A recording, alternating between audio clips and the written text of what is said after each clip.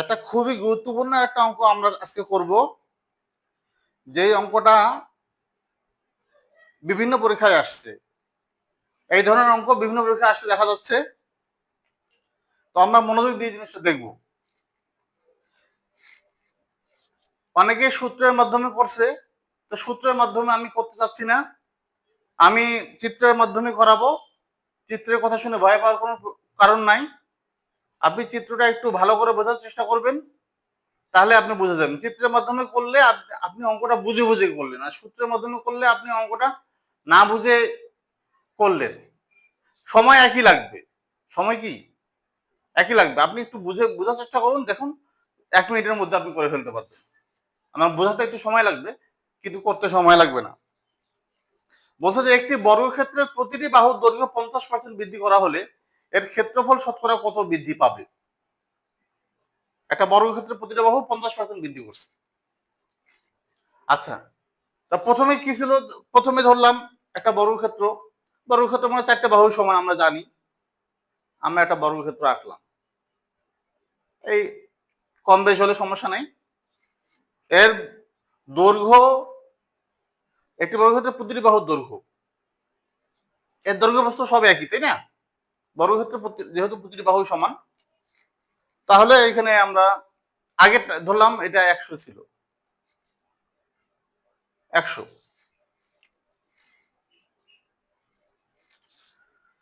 এটা প্রথমে এরকম ছিল বৃদ্ধির আগে, বৃদ্ধির আগে বৃদ্ধির আগে আমরা কি করলাম?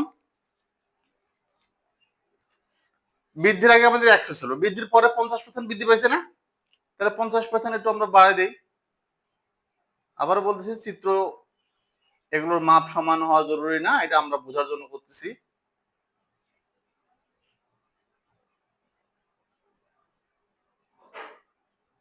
পঞ্চাশ পার্সেন্ট বৃদ্ধি পেলে তাহলে কত হবে? 150, তাই না?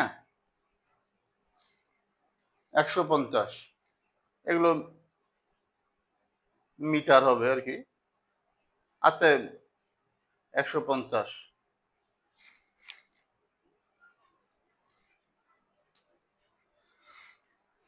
তাহলে প্রথমে ছিল 100%, 100 ছিল প্রথমে, 100% ছিল, যেহেতু ওরা বলছে যে 50% বৃদ্ধি, তার মানে 100% ছিল, 50% বৃদ্ধি করছে, এই তো। যেহেতু 100-র মধ্যে 50 বৃদ্ধি করছে, এই জন্য আমরা প্রথমে 100 ধরে নিছি। শুরুতে আমরা 100 ধরছি, আর পরে আমরা কি করছি?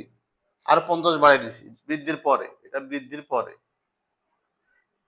বৃদ্ধির পরে। তাহলে আমরা, ওরা কি চাইছে? ক্ষেত্রফল 50% বৃদ্ধি করা হলে ক্ষেত্রফলটা কত বৃদ্ধি পাবে, ক্ষেত্রফলটা শতকরা কত বৃদ্ধি পাবে।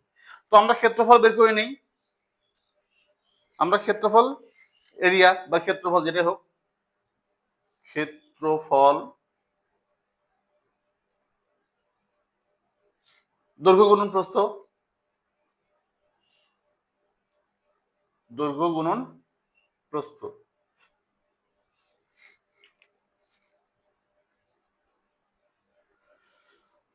দুই ভাবে বের করা যায়, দৈর্ঘ্য গুণ প্রস্থ দিয়েও করা যায়, আবার বাহু স্কোয়ার দিয়েও করা যায়। তো আমরা দৈর্ঘ্য গুণ প্রস্থ দিয়েই করব আমাদের সুবিধার জন্য। এখানে দৈর্ঘ্য প্রস্থ, বর্গক্ষেত্রের দৈর্ঘ্য প্রস্থ সমান, তাই না? এটা দৈর্ঘ্য আর প্রস্থ কত? 100 100 দুটাই।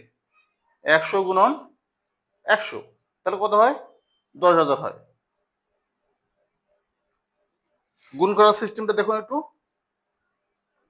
1 দিয়ে 1 কে গুণ, আর দুইটা শূন্যের উপরে মানে 100-র উপরে যদি স্কোয়ার করি আমরা, দেখুন জিনিসটা খেয়াল করুন, তাহলে বিষয়টা এরকম হবে, 1-এর উপরে স্কোয়ার করলে একই হবে, তাই না?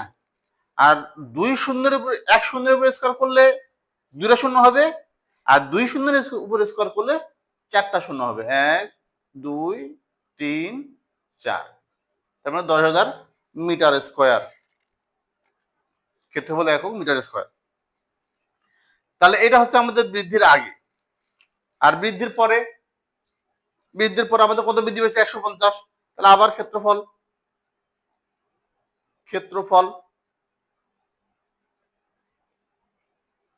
দৈর্ঘ্য গুণন প্রস্থ, তার মানে 150 গুণন 100, 150 গুণন 150, আবার দেখুন জিনিসটা, 150-এর উপর স্কোয়ার যদি করা হয়, 150-এর উপর স্কোয়ার করলে আমরা 15-এর উপর স্কোয়ার করলে 225 হয়, আমরা জানি এটা। আর 0-এর উপর স্কোয়ার করলে 2টা শূন্য, একটা শূন্যের উপর স্কোয়ার করলে, একটা শূন্যের উপর স্কোয়ার করলে কি 2টা শূন্য। শর্টকাটে গুণ করার একটা সিস্টেম আর কি। তাহলে আমরা পেলাম, বৃদ্ধির আগে পাইলাম 10,000 মিটার স্কোয়ার, আর বৃদ্ধির পরে পাইলাম আমরা 22,500 মিটার স্কোয়ার। তাহলে শতকরা কত বৃদ্ধি পাইছে, আগে কতটুকু বৃদ্ধি পাইছে সেটা বের করার পর আমরা শতকরা বের করব। তাহলে বৃদ্ধি পাইছে, এইটা হচ্ছে আমাদের 50% বৃদ্ধির পরে ক্ষেত্রফল, তাই না? তাহলে বৃদ্ধি পেয়েছে, ক্ষেত্রফল বৃদ্ধি, ক্ষেত্রফল বৃদ্ধি সমান সমান 22,500 বিয়োগ 10,000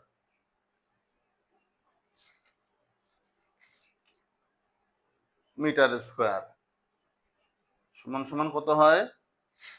12,500 বিয়োগ করে দেখা যাচ্ছে আমাদের 10 থেকে 20 থেকে 12,500 মিটার স্কোয়ার। তাহলে এইটা আমাদের বৃদ্ধি পাইছে, তাই না? এই 12,500 মিটার, 12,500 মিটার স্কোয়ার আমাদের ক্ষেত্রফল বৃদ্ধি পাইছে। ওরা বলছে যে এটা ওরা শুধু কতটুকু বৃদ্ধি পাইছে এটা চাইনি, বরং শতকরা চাইছে, শতকরা কতটুকু বৃদ্ধি পাবে এটা তারা চাইছে। হ্যাঁ, অতএব শতকরা বৃদ্ধি, অতএব শতকরা বৃদ্ধি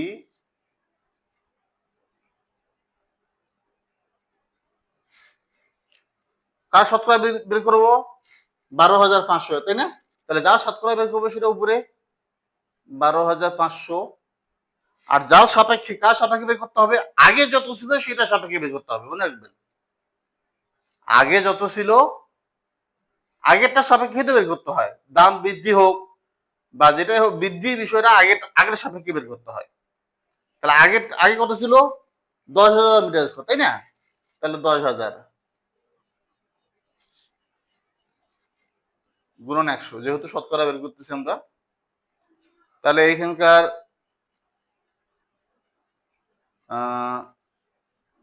10,000, এখানকার 1 শূন্য এই 1 শূন্য, আবার এই 1 শূন্য এই 1 শূন্য, আবার এই 1 শূন্য এই 1 শূন্য, আবার এই 1 শূন্য এই 1 শূন্য কাটা, তাহলে কত আসতেছে? 125, 125% বাড়ছে।